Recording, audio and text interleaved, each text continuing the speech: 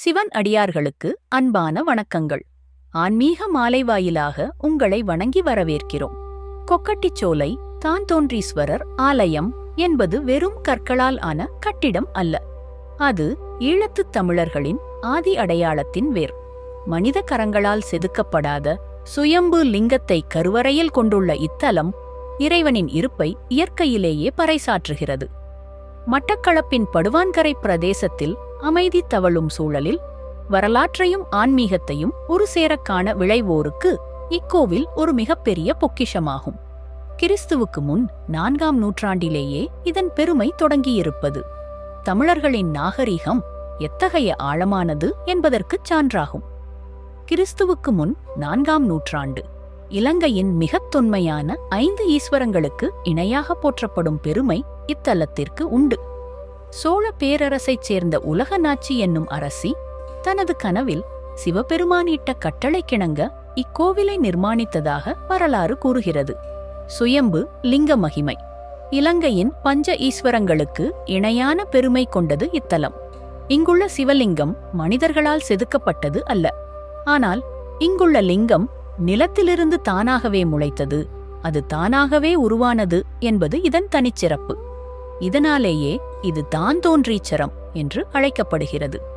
தான்தோன்றீச்சரம் என்ற பெயரே இத்தலத்தின் சிறப்பை விளக்குகிறது. இலங்கையில் இத்தகைய இயற்கை லிங்கங்கள் கொண்ட மிகச்சில ஆலயங்களில் இது முதன்மையானது. போர்த்துகேயரை விரட்டிய நந்தி அற்புதம். கிபி 16 முதல் 17ஆம் நூற்றாண்டுகளில் இலங்கை கடற்கரை ஓரங்களை ஆக்கிரமித்த போர்த்துகேயர்கள் இந்த ஆலயத்தை இடிக்க முற்பட்டனர்.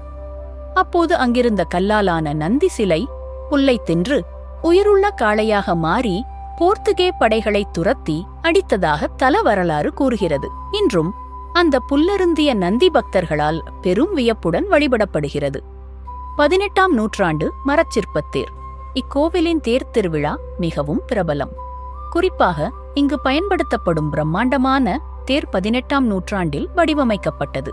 இதில் செதுக்கப்பட்டுள்ள மரச்சிற்பங்கள் அக்காலத் தமிழர்களின் நுணுக்கமான கலைத்திறனை உலகுக்கு காட்டுகின்றன.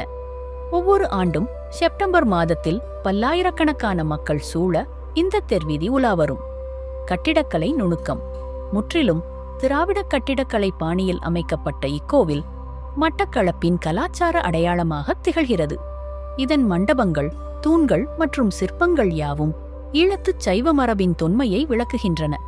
இந்த தலம் நமக்கு கற்பிக்கும் பாடம் என்னவென்றால், காலம் மாறினாலும் பேரரசுகள் வீழ்ந்தாலும் இறைவனின் உண்மையான அருள் எப்போதும் நிலைத்து நிற்கும் என்பதாகும். போர்த்துகேயரின் பீரங்கிகளுக்கே அஞ்சாத இந்த தான்தோன்றீஸ்வரர் இன்று வரை மட்டக்களப்பு மக்களின் காவல் தெய்வமாக திகழ்கிறார். அமைதி தேடி வருவோர்க்கு இக்கோவிலின் ஒவ்வொரு கல்லும் ஒரு கதையைச் சொல்லும். இயற்கையும் இறைமையும் சங்கமிக்கும் இடமே கொக்கட்டிச்சோலை. பல்லாயிரம் ஆண்டுகளை கடந்தும் மாறாத பக்தியுடன் நிமிர்ந்து நிற்கும் இக்கோவில் ஒவ்வொரு இந்துவும் தன் வாழ்நாளில் ஒருமுறையாவது தரிசிக்க வேண்டிய புண்ணிய பூமியாகும். எங்களது பதிவு உங்களுக்கு பிடித்திருந்தால் மறக்காமல் லைக் மற்றும் ஷேர் செய்யுங்கள். இது போன்ற பல பயனுள்ள தகவல்களை தெரிந்து கொள்ள எங்களது சேனலை சப்ஸ்கிரைப் செய்து இணைந்திருங்கள். தங்களின் ஆதரவுக்கு மிக்க நன்றி.